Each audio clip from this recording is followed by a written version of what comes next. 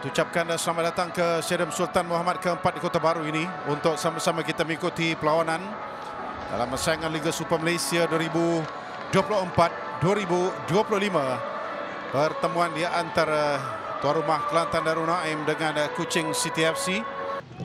Okuwosa dengan satu hantaran jauh. Tampanan yang kurang kemas daripada Ramdan. Oh, tapi ada tampanan dan itu dia gol yang pertama. Berjaya dihasilkan Jordan Mintah. Minit yang kedua perlawanan.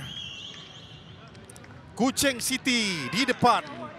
Dengan jaringan terpantas dapat mereka hasilkan sepanjang musim ini. Dari Jordan Mintah.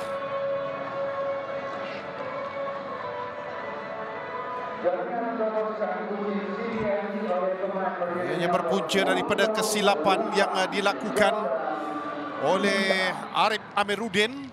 Tolakan ke belakangnya terlalu perlahan dan dirampas mula oleh oleh Ramdan. Arham Kushairi Abdul Wahab. Untuk Ramdan. Tolakan dan satu lagi peluang gol yang kedua. Satu lagi gol terhasil di sini. Juga daripada Jordan Mintah. 2-0 Awi. 5 minit yang pertama.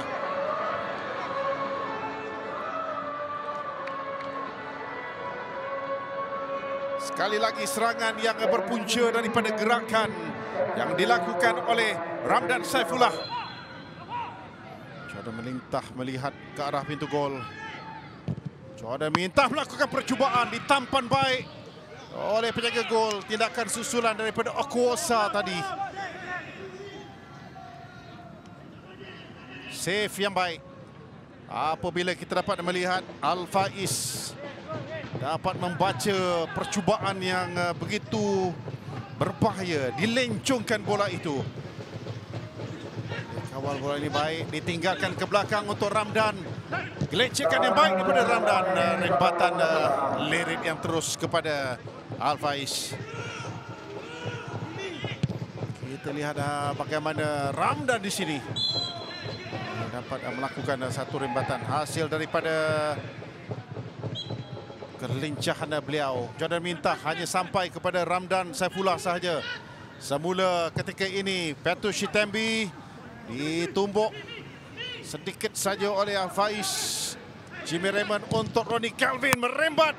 Karena sekali lagi ketangkasan Al-Faiz dapat menyelamatkan. Kelantan Darul Naim terus dibolosi separuh masa yang pertama ini.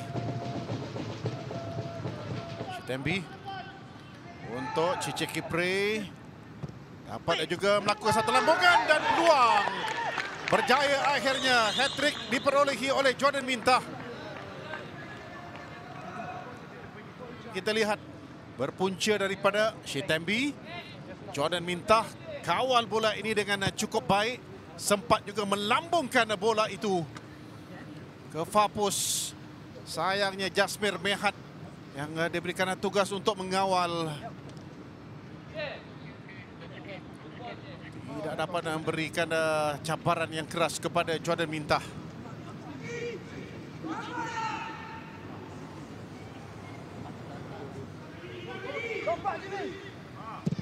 Oh, baik. Rembatan yang tepat kepada Syaril. Percubaan pertama yang on target dapat dihasilkan oleh Adam Daniel. Sentiasa dibantu oleh Petrus Shitembi. Walter tolakan ke belakang. Peluang untuk Cici Kipre. Dia ditarik dan kali ini sepakan penalti akhirnya diberikan. Ada tarikan yang berlaku. Jasmir Mehat. So sekarang ini ada perebutan mungkin siapa yang nak ambil sepakan penalti ini.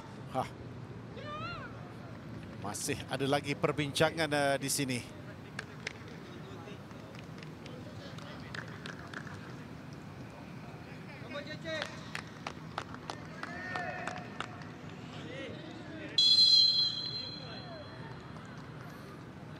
Dengan kaki kanannya dia menyasarkan ke sebelah tepi.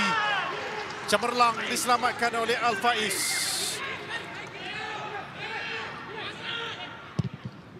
memang laju, tetapi Al-Faiz bijak untuk merebahkan badannya ke sebelah kiri. Mereka akan kembali ke tempat yang kelima dengan 27 mata di belakang pasukan Terengganu, dengan masing-masing sudah pun melalui 19 perlawanan. Dan kemudiannya kemenangan yang pertama dalam 4 perlawanan. Kelantan Darul Naim dengan satu lagi episod kekalahan. Jimmy Raymond membuat satu hantaran jauh. Mudah dapat ditangkap oleh penjaga gol.